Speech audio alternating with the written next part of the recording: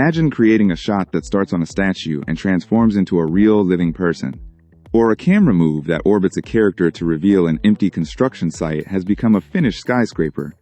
These high-end effects are the key to viral, engaging content. The biggest frustrations in creating AI video are inconsistent characters and stiff, robotic camera movements. It feels like you're constantly fighting the AI to get the shot you have in your head. But a new workflow just changed everything. The professionals use a system. And the game-changing part isn't the video model itself.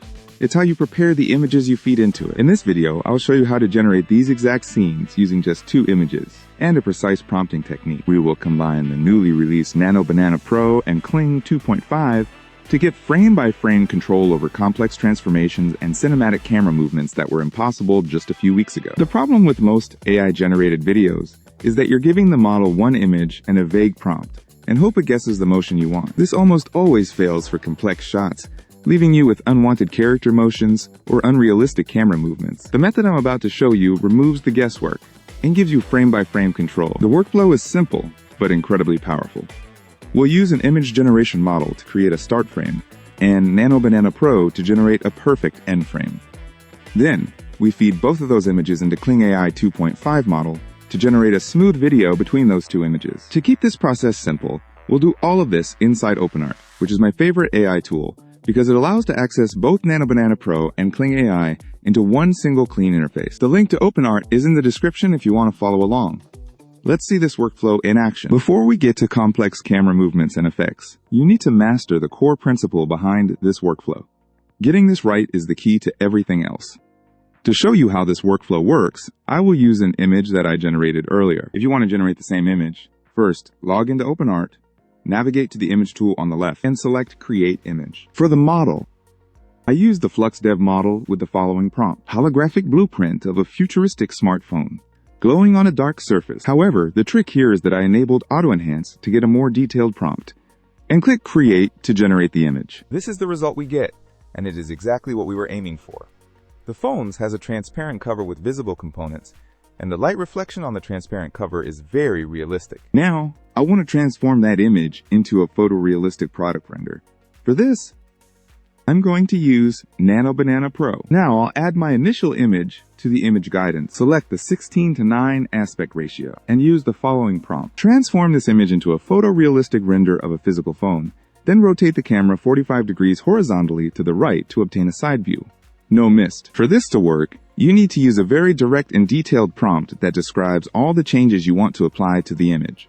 Because Nano Pro is so good at image editing, it will preserve the composition perfectly. Now, here is the most critical step for this particular workflow. Make sure the Auto Enhance feature is deactivated. Based on my testing, leaving this feature active will give you inconsistent and often poor quality results.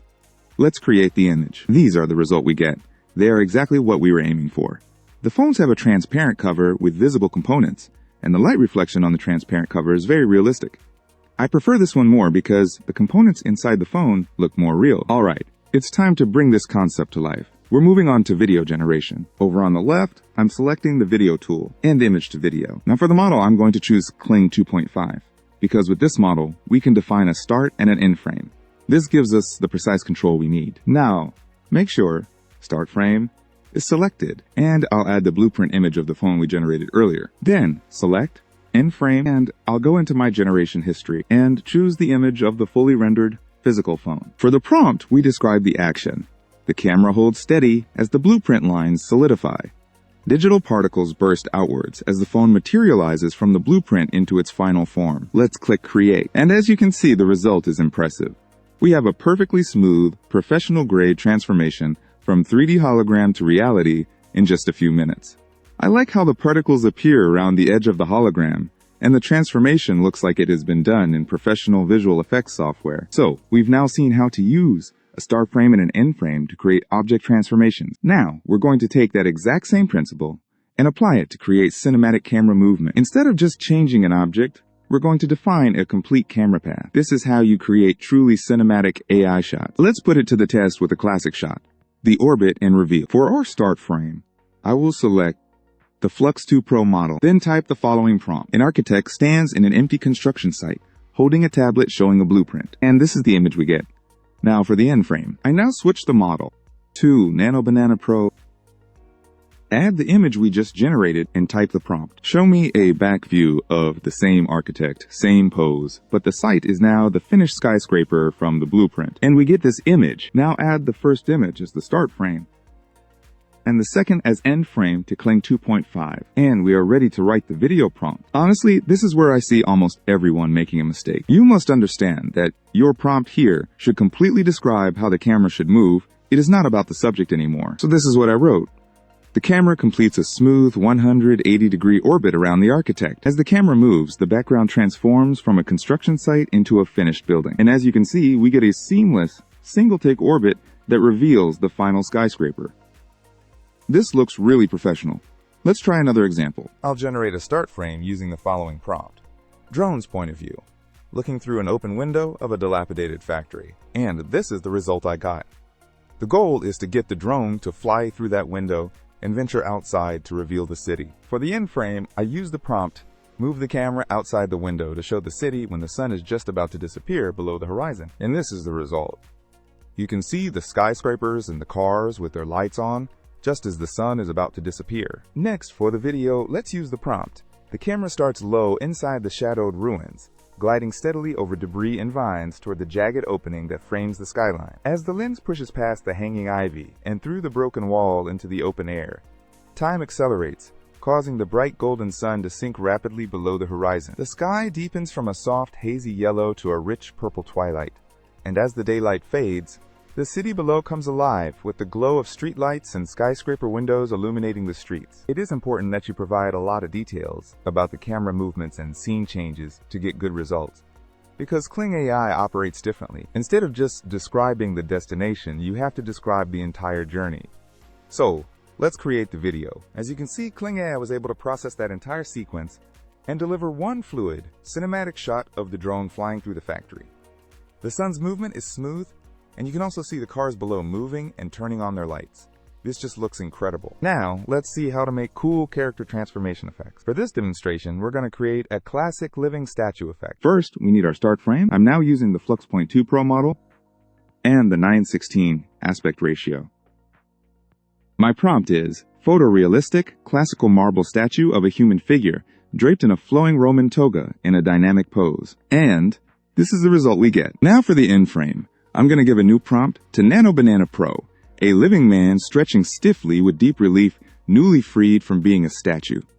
He has realistic skin, hair, and simple clothing. And here is the result. With both frames generated, we can now generate the video. Now, I will use a very detailed prompt, which I'll paste here. I won't read it all out, but you can see the descriptions of the most important transformations, such as the stone surface suddenly begins to fissure and crack. It reveals a living, rugged man.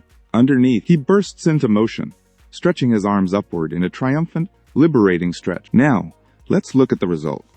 The character transformation is very smooth. Even the crumbling statue, with stones falling to the ground, looks incredibly realistic. This workflow is a game changer for creating these kinds of cool effects. You can find all the prompts I used in the description below. The trick for creating those prompts is that you have to be explicit. If you are looking for dynamic camera motions, you must tell the camera exactly what to do using active, specific verbs. If you are looking for special effects, you must describe the way the effect unfolds step by step. Think of yourself as a director giving a precise command to a human camera operator. Here are other examples that I have created using the same method. One features a man suiting up in an Iron Man suit, ready for combat. This turned out to be a pretty cool nanotech visual effect. I also created a sketch of a woman that turns into a real ballerina, and a samurai who gets transported to a futuristic world and turns into a cyborg. The list of possibilities is infinite, and you now have the know-how to make those animations. So that's the workflow. Using Nano Banana Pro for consistent keyframes and Kling AI for animation using the start and end frame feature. This is hands down the most reliable method for creating consistent, high-quality AI video right now. If you want to try this entire workflow, use the OpenArt link in the description to go to OpenArt and test it by yourself. Otherwise, watch this next video to see how I create hyper-realistic AI influencers.